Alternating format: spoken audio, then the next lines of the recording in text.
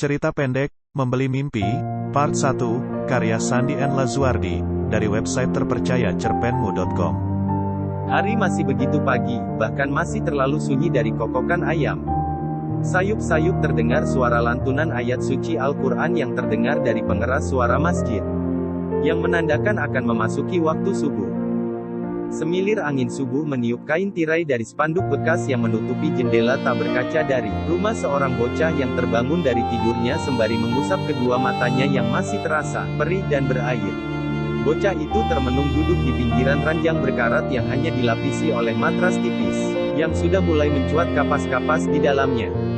Sambil menoleh ke arah ibunya, ia berkata, "Bu, ayo bangun, kita sholat subuh dulu," ujarnya sambil menggoyang-goyangkan tubuh ibunya yang agak kurus dan hanya berselimut kain jarik usang di tubuhnya.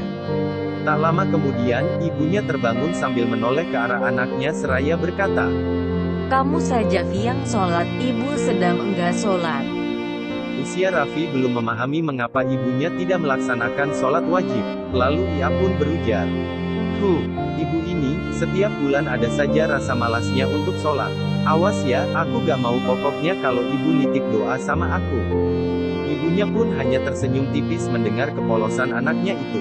Sambil terbangun dari ranjangnya dan mengantarkan anaknya menuju sumur di belakang rumahnya, untuk berwudu, sambil menimba air, untuk anaknya, Ibu Eti pun bertanya pada anaknya yang sedang duduk di sampingnya sambil memegangi ember, untuk menada air yang ditimba ibunya. "Tumben Vi kamu bangun duluan tadi. Biasanya kamu itu agak susah kalau dibangunin." Ucap Ibu Eti penasaran. "Anu Bu, aku tadi mimpi," kata Raffi. "Oh ya, mimpi apa?" Timpal ibunya makin penasaran. "Aku bermimpi kalau suatu saat usaha semir sepatuku jadi besar dan punya kantor Bu," ucap Raffi dengan wajah serius dan penuh semangat. "Wah, oke juga mimpimu nak. Nanti kalau mimpimu terwujud, ibu ada di bagian apa nih di kantormu nanti?" Ujar ibunya sedikit meledek Raffi. "Bagian nyuruh-nyuruh akulah kayak biasanya, Bu," candanya sambil tertawa yang juga diikuti oleh ibunya. "Udah sekarang siap-siap sana sholat," kata ibu sambil mengusap kedua tangannya yang basah setelah menimba. "Baik Bu," kata Raffi bersemangat. Usai sholat subuh, Raffi merapikan alat-alat untuk menyemir sepatu dan menyelipkan buku-buku pelajarannya di bawah kotak peralatan semirnya, lalu menuju meja kecil dekat lemari usang yang terletak di pojokan rumahnya yang sempit itu. "Makananmu dihabiskan ya nak? Oh iya, PR-mu sudah dikerjakan?" tanya ibunya. "Iya Bu, ini udah habis kok," jawab Raffi sambil mengunyah tempe goreng yang digoreng ibunya saat Raffi menunaikan sholat subuh tadi. "PR, udah dong," sambungnya sambil meraih tangan ibunya untuk berpamitan. "Aku berangkat ya Bu, assalamualaikum," teriak Raffi sambil berlari keluar rumah. "Waalaikumsalam warahmatullahi wabarakatuh. Hati-hati nak," jawab ibunya sambil merapikan piring sarapan anaknya. Sepanjang perjalanan Raffi ke sekolah, ia terus memikirkan tentang mimpinya yang ingin memiliki kantor semir sepatu yang besar. Timbul sedikit rasa ragu dalam dirinya apakah mimpi itu benar-benar dapat menjadi kenyataan, atau hanya sekedar khayalannya saja. Sesampainya di sekolah, Raffi yang masih duduk di kelas 4 di sekolah dasar negeri yang terletak agak jauh dari tempat ia dan ibunya tinggal, bercerita tentang mimpinya kepada teman-teman di kelasnya. Efi, mimpi kok kayak gitu, NGG ada mimpi lang apa? Ujar seorang teman sebangku Raffi yang diikuti oleh tawa teman-temannya. Dentang bel pulang sekolah terdengar nyaring berbunyi ketika waktu sudah menunjukkan pukul 12 tepat. Matahari nampak tidak menunjukkan gelagat bersahabat dengan orang-orang di bawahnya. Cahayanya benar-benar terasa sangat menyengat kulit siapapun yang terkena cahaya matahari hari itu.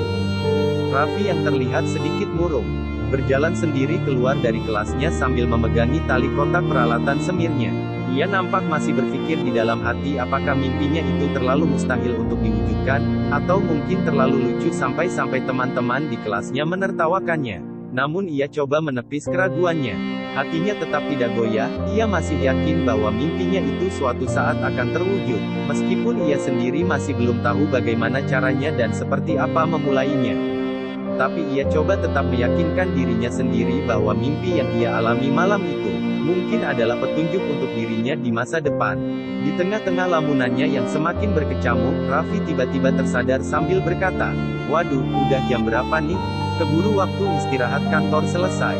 Raffi pun bergegas sambil membuka kemeja seragam sekolahnya dan meletakkannya ke dalam plastik kresek, yang sudah disiapkannya dari rumah, menuju taman yang tak jauh dari sekolahnya tempat ia biasa menjual jasa semir sepatunya. Maklum saja, taman itu sering ramai dijadikan tempat orang-orang yang bekerja di kantoran, untuk beristirahat makan siang atau hanya sekedar duduk-duduk sambil bermain gawai. Sesampainya di taman, Raffi pun mulai berteriak menjajakan jasanya.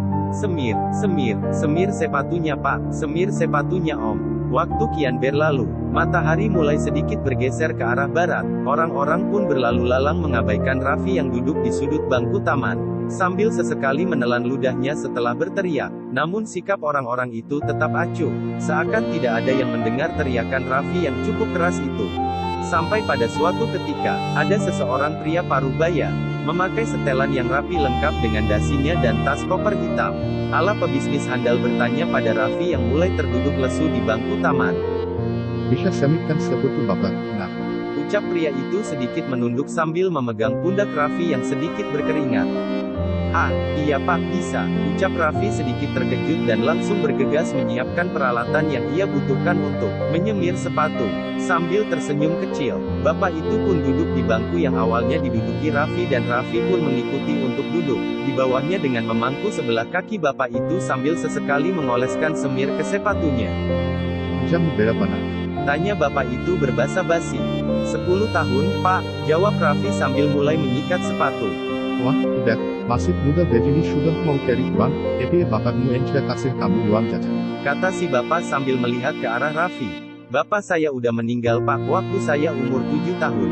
Jawab Raffi agak sedikit pelan. "Maaf, bapak yang jatuh kalau bapakmu ternyata sudah kaya." Ucap si bapak merasa bersalah. "Iya Pak, gak apa-apa," jawab Raffi singkat. Bapak itu pun tidak melanjutkan basa-basinya karena takut salah memulai obrolan lagi. Si bapak memilih untuk diam dan membuka koran yang ia bawa dalam kopernya. Sementara Raffi tetap sibuk mengikat sepatu si bapak. "Sudah, Pak," ujar Raffi sambil merapikan peralatannya. "Berapa ongkosnya, nak?" Tanya si bapak sambil merogoh dompetnya. 10.000, Pak, jawab Raffi. Lalu bapak itu pun memberikan selembar uang 10.000 kepada Raffi. "Terima kasih ya, bapak mau lanjut ke kantor dulu," ucap si bapak berjalan melangkah ke arah halte bus, yang terletak tak jauh dari tempat mereka duduk tadi yang hanya dijawab oleh Raffi. Dengan anggukan kepala saja, langit mulai sedikit redup, matahari sudah tak sejahat sebelumnya. Kali ini cahayanya mulai sedikit bersahabat karena tertutup oleh awan yang melintas di depannya. Taman pun berangsur sepi dari orang-orang kantoran yang beristirahat tadi, dan hanya menyisakan pedagang-pedagang yang sibuk merapikan dagangannya. Perut Raffi mulai menggerutu, karena memang belum diberi pekerjaan oleh Raffi yang sedari tadi belum memakan apapun. Sejak ia meninggalkan sekolahnya, Raffi pun berniat untuk tidak melanjutkan teriakannya. Ia pun bersiap untuk kembali ke rumahnya walaupun ia hanya menyemir sepatu 1 kali hari ini. Sesampainya di rumah, Raffi segera mencuci tangan kecilnya, yang penuh dengan noda-noda hitam bekas semir di ember, yang terletak di depan rumahnya. "Assalamualaikum," ucap Raffi seraya mendorong pintu rumahnya. Waalaikumsalam. Jawab suara ibu yang terdengar dari dapur rumah. "Loh, ibu sudah pulang?" tanya Raffi. Sudah tadi majikan ibu sedang tidak banyak cucian hari ini, jadi ibu bisa pulang cepat deh. Jawab ibunya sambil mengangkat jemuran yang sudah mulai kering di dapur rumahnya. Itu kalau mau makan ibu sudah gorengin telur ceplok kesukaan kamu. Ada di meja dekat lemari. Sambung ibu. "Iya bu, aku mau ganti baju dulu," jawab Raffi. Raffi pun segera menyendok sepiring nasi di bakul rotan yang ada di meja dan mengambil telur ceplok buatan ibunya. Sambil sesekali menyingkirkan semut-semut kecil yang mulai menggerogoti telur yang mungkin sudah agak lama didiamkan di meja itu. Sambil mengunyah makanannya, Raffi bercerita pada ibunya bahwa hari ini dia ditertawakan oleh teman-temannya karena menceritakan tentang mimpinya. Namun ibunya menanggapi dengan santai dan menganggap teman-temannya hanya bercanda saja kepada anaknya. Selain itu Raffi juga bercerita tentang seorang yang dia temuinya hari ini. Bu, tadi ada bapak-bapak minta disemirkan sepatunya sama aku. Kata Raffi memulai obrolan. Terus, Tanya ibunya. Terus dia tanya, kenapa aku masih kecil gini udah cari uang? Apa bapakmu enggak kasih kamu uang jajan? Ucap Raffi menirukan perkataan bapak tadi dengan mulut yang penuh dengan nasi dan telur ceplok itu. terus kamu jawab apa? Kata ibunya. Aku jawab, bapak aku udah meninggal waktu aku umur 7 tahun. Jawab Raffi. Ibunya pun hanya bisa tersenyum-senyum sendiri, mendengarkan cerita anaknya yang masih sangat polos itu. Lain kali kalau makanan masih penuh di mulutmu, jangan ngomong dahulu. Enggak baik. Ujar ibunya menasihati, yang hanya dibalas dengan senyum lebar dari Raffi. Hari berganti, Raffi yang terbangun dari tidurnya, tiba-tiba melompat dari ranjangnya dan mencari ibunya yang telah lebih dulu terbangun. Bu, aku punya ide. Ucap Raffi bersemangat. Ide apa? Tanya ibunya yang sedang menimba air di sumur. Aku akan membeli mimpiku, kata Raffi. Beli apa? Ngigau ya kamu. Cuci muka dulu sana, terus sholat. Ucap ibunya setengah acuh. Ih, enggak kok bu, aku enggak ngigau. Bantah Raffi.